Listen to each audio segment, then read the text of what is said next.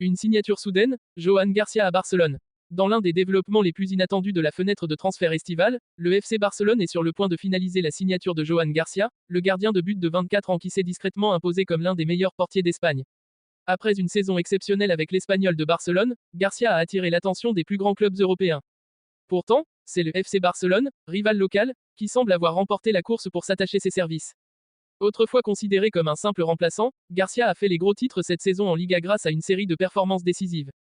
Avec un impressionnant total de 146 arrêts, le meilleur de la ligue, il est devenu un pilier de la campagne de survie de l'Espagnol en première division. Ses réflexes, son calme sous pression et sa capacité à commander sa surface lui ont valu les éloges des experts et des anciens joueurs. Ses performances n'ont pas échappé aux recruteurs. Alors que des clubs italiens et allemands suivaient son évolution, c'est le Barça, juste de l'autre côté de la ville, qui a agi en premier. Selon des sources proches du dossier, Barcelone a conclu un accord verbal avec Garcia et est prêt à activer sa clause libératoire de 25 millions d'euros. Bien que ce transfert puisse surprendre, notamment en raison de la rivalité entre l'Espagnol et le Barça, il reflète une stratégie plus large de la direction sportive du club.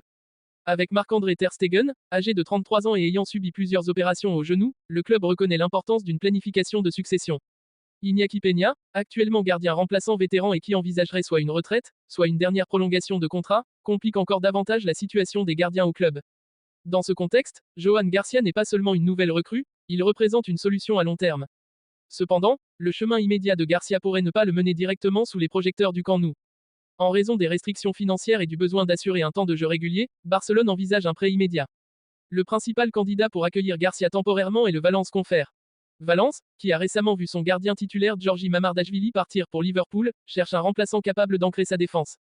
Des discussions sont déjà en cours entre Barcelone et Valence pour un prêt d'une saison.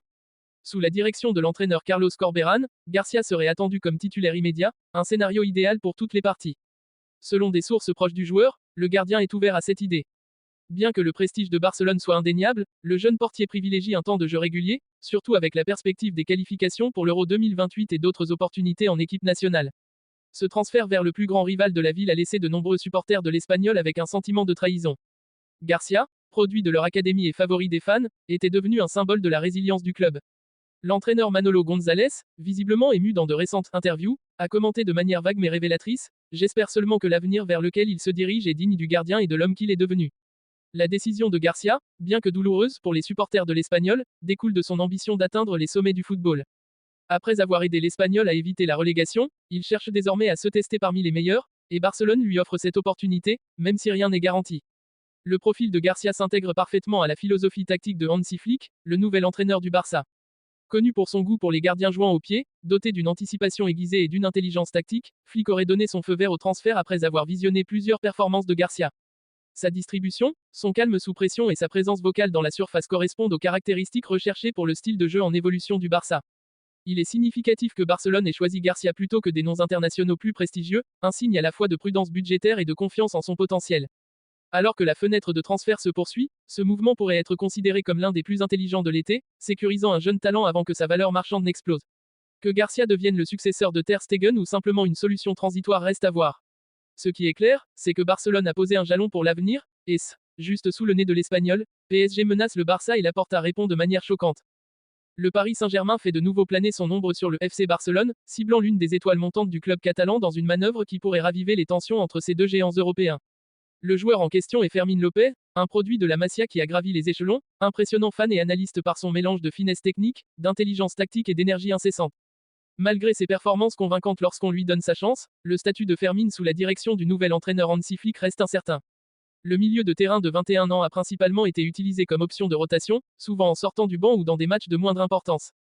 Ce rôle limité, surtout après la rumeur de l'arrivée de l'international espagnol Dani Olmo, laisse le jeune espagnol et beaucoup au sein du club perplexe.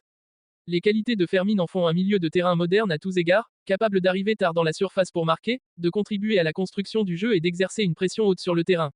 Son engagement et sa polyvalence lui ont valu des comparaisons avec certains grands noms du passé du Barça.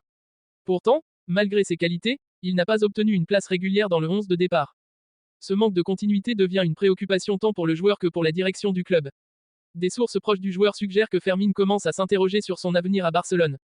Il reste fidèle au club, mais avec l'intérêt de grands clubs européens, dont le Bayern Munich et la Juventus, la situation pourrait rapidement s'envenimer.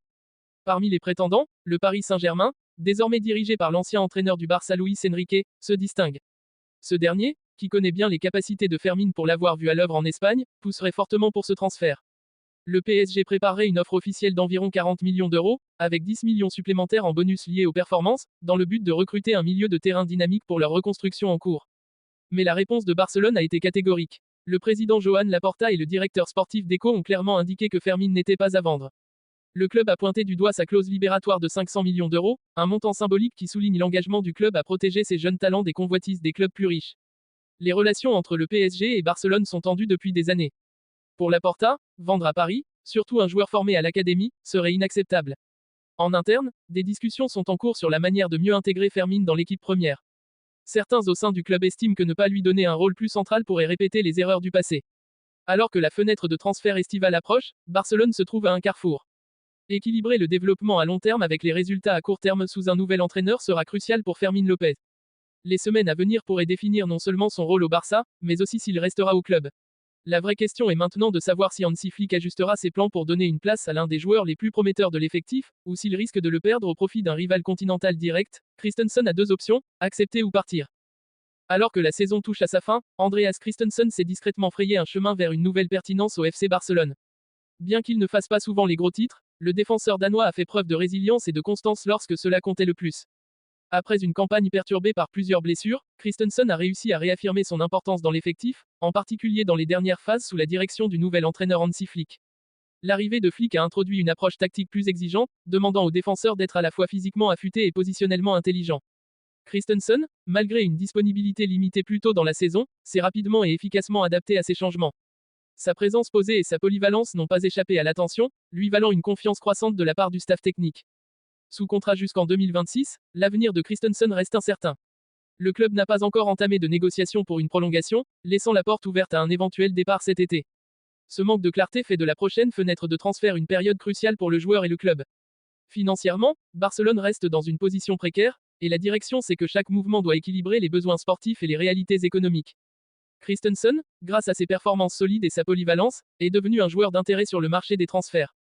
Le club anglais de Brentford aurait formulé une offre concrète, un mouvement qui pourrait convenir aux deux parties. Pour Barcelone, cela réduirait la masse salariale et apporterait des fonds nécessaires. De son côté, Christensen pourrait trouver plus de temps de jeu garanti en Première Ligue, notamment avec une équipe comme Brentford, qui se forge une réputation de discipline tactique et de planification à long terme. Cependant, les géants catalans ne se précipitent pas pour prendre une décision. Le club prévoit d'observer l'évolution du marché. Si des offres plus compétitives, peut-être de clubs au profil plus élevé ou avec des ambitions européennes, se présentent, Barcelone les examinera attentivement. L'objectif est de maximiser la valeur marchande actuelle de Christensen. Si aucune offre satisfaisante n'émerge, le club n'exclut pas d'entamer des discussions pour prolonger son contrat. Sécuriser son avenir serait un mouvement stratégique, évitant le risque de le perdre gratuitement en 2026.